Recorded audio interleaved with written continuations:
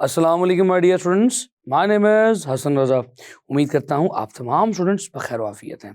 Dear students, हम अपने previous lecture में series combination of resistance with an example देख के आए हैं। तो आज के इस लेक्चर में हम देखेंगे कि अगर रेजिस्टेंसेस को पैरेलल कॉम्बिनेशन में कनेक्ट किया जाए तो क्या होगा। तो डियर स्टूडेंट्स, आज के इस लेक्चर में हम पैरेलल कॉम्बिनेशन ऑफ रेजिस्टेंसेस को स्टडी करेंगे और एक एग्जांपल के साथ मुख्तलिफ केसेस में रेजिस्टेंसेस और वोल्टेज और करंट को कैलकुलेट करके एक सर्किट को सॉल्व करना सीखेंगे इन पैरेलल कॉम्बिनेशन। तो चलिए ताखीर किस बात की, चलते हैं अपने लाइट बोर्ड की तरफ माय डियर स्टूडेंट्स। तो चलिए पैरेलल कॉम्बिनेशन की गुफ्तगू का आगाज करते हैं। अब पैरेलल कॉम्बिनेशन में आप जानते हैं कि तमाम कंपोनेंट्स, यहाँ पे रेजिस्टर्स हैं तो तमाम कंपोनेंट्स जुड़े होंगे एक दूसरे के पैरेलल।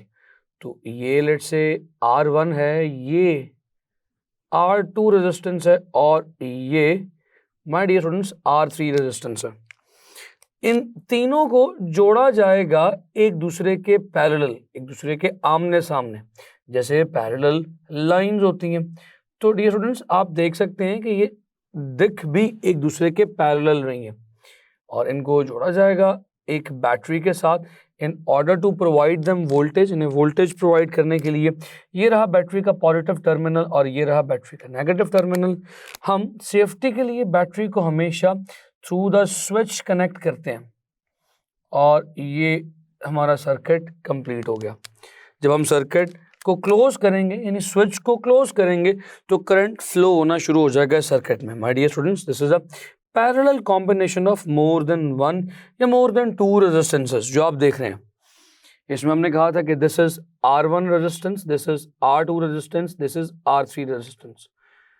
अब सर्किट का बिहेवियर इन तीन पैरेलल रेजिस्टेंसेस के साथ क्या होगा, आपको याद है आप प्रीवियस क्लास में सीरीज कॉम्बिनेशन ऑफ रेजिस्टेंस में सर्किट का बिहेवियर देख चुके हैं, आप इक्विवेलेंट रेजिस्टेंस भी कैलकुलेट कर चुके हैं। यही कुछ आपने आज के इस लेक्चर में भी करना है।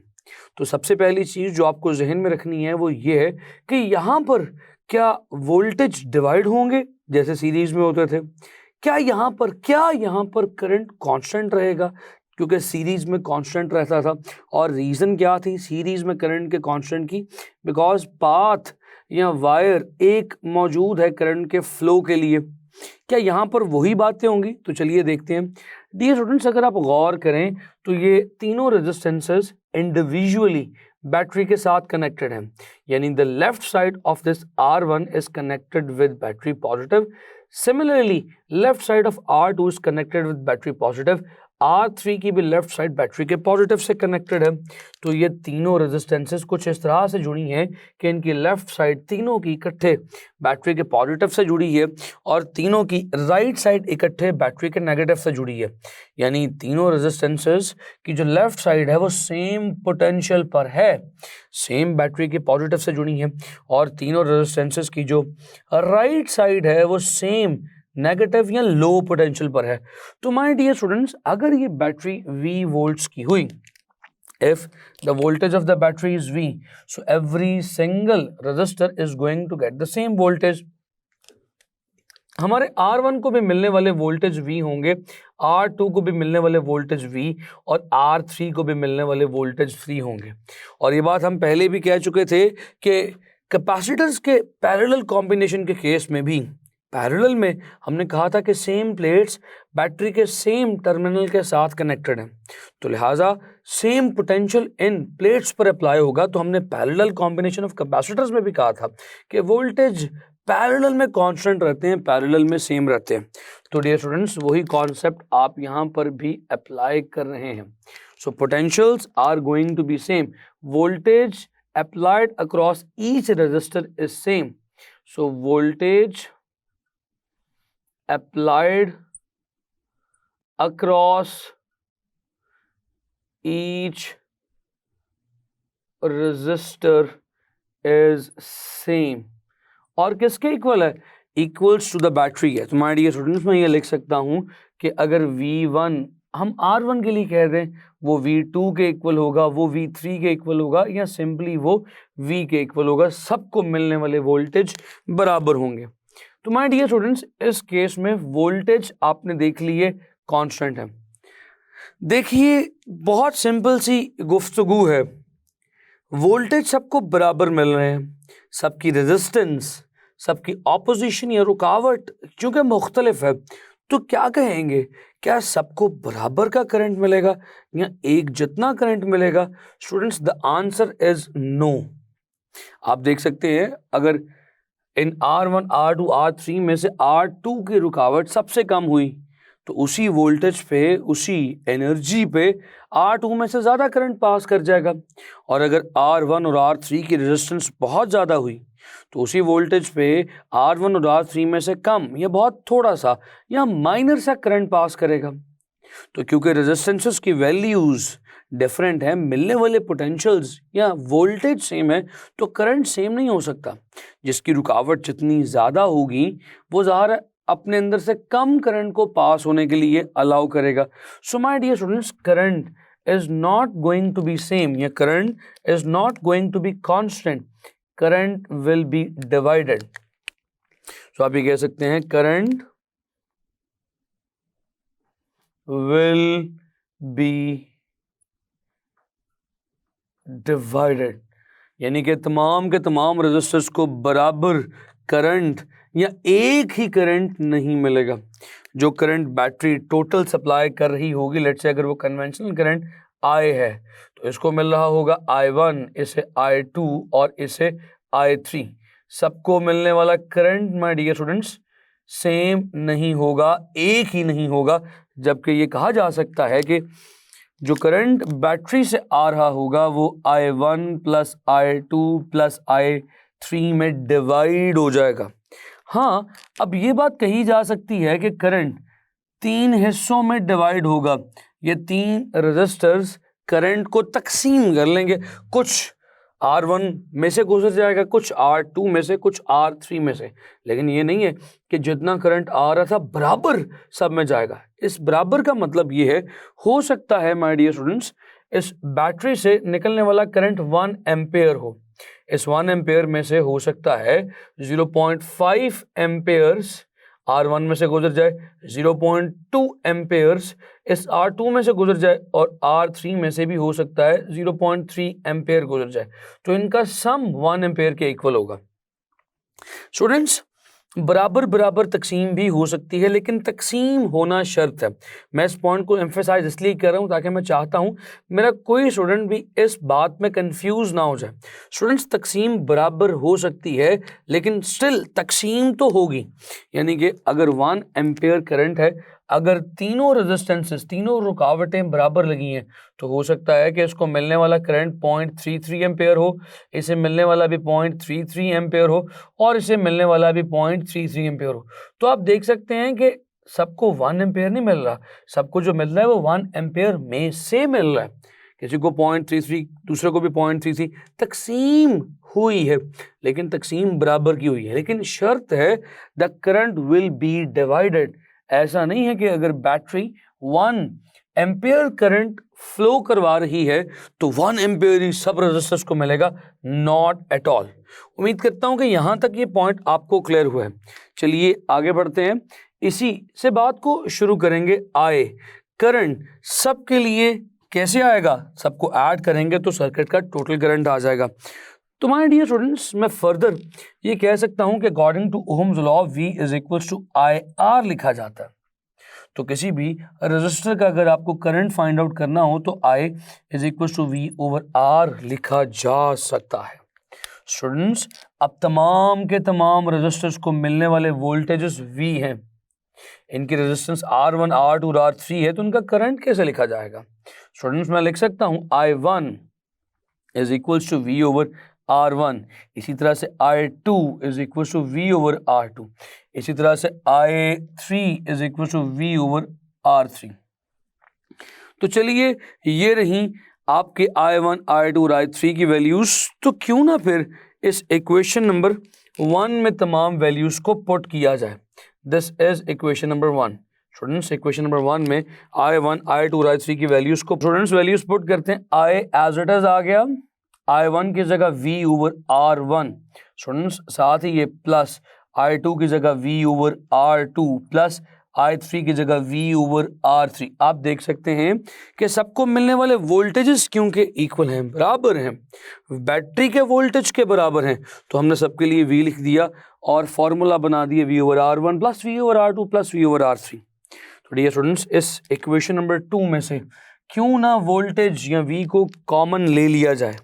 अगर आप कॉमन लें तो ये बन जाएगा I is equals to V, लीजिए common 1 over R1 plus 1 over R2 plus 1 over R3।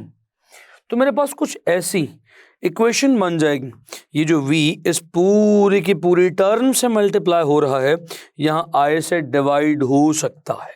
तो स्टूडेंट्स लिखा जाएगा I over V is equals to 1 over R1 plus 1 over R2 plus 1 over R3। So यहाँ तक तो हम सिंपल मैथमेटिक्स के rules को अप्लाई करते हुए अपनी गुफ्तगू को ले आए। स्टूडेंट्स, फिर से आपकी तवज्जो चाहता हूँ, I ओवर V क्या होगा, ये बात फिर से इंपॉर्टेंट है। हम जानते हैं V is equals to IR है। स्टूडेंट्स, I इस पूरे के पूरे सर्किट का करंट है, V सर्किट को दिए गए वोल्टेजेस हैं।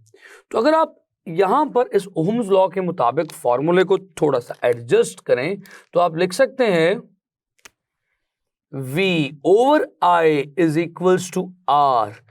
V ओवर I R होता है स्टूडेंट्स, लेकिन मेरे पास इस इक्वेशन नंबर 3 में I ओवर V है, V ओवर I तो R होता है। इस इक्वेशन नंबर 4 का रेसिप्रोकल लेके देखें क्या बनेगा। क्या ये बन जाएगा I over V is equals to 1 by R। Yes, बिल्कुल बन जाएगा। तो डियर स्टूडेंट्स, मैंने इस पूरी इक्वेशन को इन्वर्ट कर दिया, I over V is equals to 1 by R बन गया।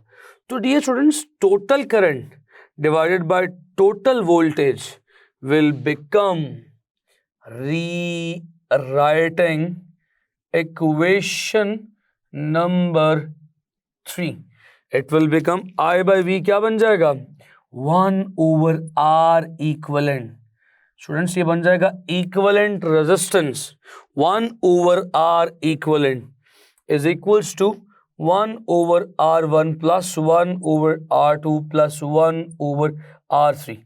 तो आपने देखा कि यहाँ पर इक्विवेलेंट रेजिस्टेंस क्या बन रही है डियर स्टूडेंट्स। यहाँ पर इक्विवेलेंट रेजिस्टेंस कैलकुलेट करने के लिए पहले आपको तमाम लगी हुई रेजिस्टेंसेस का इन्वर्स लेना पड़ेगा, ऐड करना पड़ेगा, तो आपके पास इक्विवेलेंट रेजिस्टेंस का भी इन्वर्स आएगा।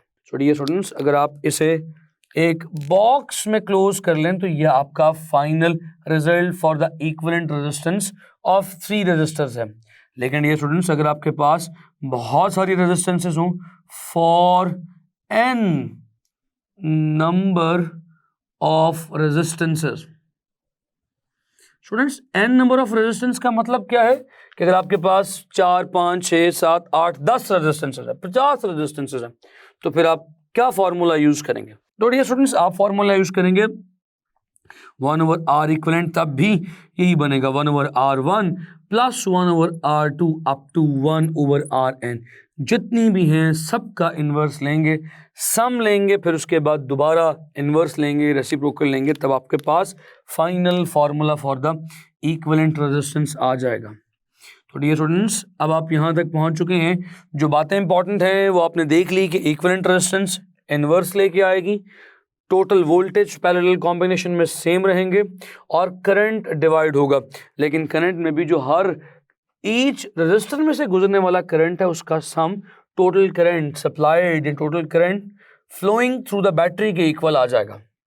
तो चलिए फिर इसी बात को समझने के लिए एक छोटी सी एग्जांपल 14.5 को देखते हैं। एग्जांपल 14.5 को सॉल्व करते हैं और अपने इस कॉन्सेप्ट को अप्लाई करते हैं। तो dear students, let's start.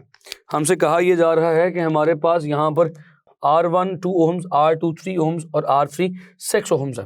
They are connected with the 6 volt battery. आपसे इक्विवेलेंट रेजिस्टेंस मांगी गई है, तो मुझे यकीन है कि आप बता सकते हैं, क्योंकि ये पैरेलल कॉम्बिनेशन है, हमें बताया जा रहा है एग्जाम्पल प्रॉब्लम की स्टेटमेंट में कि पैरेलल कॉम्बिनेशन में जोड़े गए हैं। तो इक्विवेलेंट किसके इक्वल आएगी, 1 over is equals to 1 over R1 plus 1 over R2 plus 1 over R3। तो माय डियर स्टूडेंट्स, यहां तक आप पहुंच गए, वैल्यूज पुट कीजिए और आंसर निकाल लीजिए। इक्विवेलेंट के लिए 1 ओवर R1 ये 1 ओवर 2 आ जाएगा, प्लस R2 इज 1 ओवर 3 आ जाएगा, प्लस R3 इज 1 ओवर 6 आ जाएगा। आप चाहें तो इन्हें एक ही एलसीएम में सॉल्व कर सकते हैं, इक्विवेलेंट रेजिस्टेंस फाइंड आउट करनी है, चाहे तो एक ही एलसीएम में सॉल्व कर लें, चाहे तो अलग अलग सॉल्व कर लें। मैं इसे एक ही एलसीएम में सॉल्व कर सकता हूं। एलसीएम 6 आएगा, 2 3 3 को ऊपर मल्टीप्लाई कर लेते हैं, 3 2 2 को ऊपर मल्टीप्लाई कर लेते हैं, 6 1 1 को ऊपर मल्टीप्लाई कर लेते हैं। स्टूडेंट्स, ये जो 1 ओवर इक्विवेलेंट रेजिस्टेंस है, 3 प्लस 2 प्लस 1 इज 6 ओवर 6 निकलती है, तो 1 over equivalent resistance will become 1। Students, कुछ ऐसा जवाब आएगा जिससे इन्वर्स करके दोबारा इक्विवेलेंट रेजिस्टेंस की वैल्यू फिर से 1 ओहम आ जाएगी। माय डियर स्टूडेंट्स, यहां पर बात जो पते की है, जो सोचने की है, वो ये है कि अगर आप गौर करें तो R1 2 थी, R2 3 ओहम्स थी और R3 6 ओहम्स थी, लेकिन इस केस में जो इक्विवेलेंट आ रही है वो इन सब से कम आ रही है। तो यही बात मैं यहां पर नोट की सूरत में लिखना चाहता हूं, the equivalent resistance is smaller than every individual. चलिए लिख देते हैं, the equivalent resistance is smaller than all individuals। ये all each single, ये कहा जा सकता है कि ये जो इक्विवेलेंट रेजिस्टेंस है हर एक से छोटी है, हर एक से कम होगी। तो डियर स्टूडेंट्स, चलिए फिर आप इक्विवेलेंट रेजिस्टेंस तो कैलकुलेट कर चुके हैं, अब आप इन तमाम रेजिस्टर्स का करंट भी कैलकुलेट कर सकते हैं, I1, I2 and I3। My dear students, no big deal. चलिए करके देखते हैं कैसे करेंगे। आखिर आप जानते हैं V is equals to IR होता है, I is equals to V over R होगा। सो हर अलग अलग रजिस्टर में से करंट कैसे आएगा, V ओवर R1 फर्स्ट के लिए, सेकंड के लिए V ओवर R2 और थर्ड के लिए V ओवर R3 करके। तो माय डियर स्टूडेंट्स, तमाम वैल्यूज चूंकि आपके पास हैं तो मैं लिखता हूं for R1 we will get V over R1। Students, क्योंकि पोटेंशियल्स कांस्टेंट है, ये हो जाएगा 6 ओवर R1 की वैल्यू क्या है 2, तो कैंसिल होके हमारे पास 3 एम्पेयर्स आ जाएगा। तो my dear students, this is the value of I1। Similarly I2 किसके इक्वल आ जाएगा, फॉर R2 करके देखते हैं, करंट R2 के लिए निकाल के देखते हैं। Students, it will become I2 is equals to V over R2। Now V की वैल्यू क्या है my dear students, the value of V is 6, R2 क्या है डियर स्टूडेंट्स 3, तो ये कैंसिल होके 2 एम्पेयर्स आ जाएगा। In a very similar way for R3 calculate करते हैं, R3 का करंट क्या आएगा students, it will become I3 is equal to V over R3।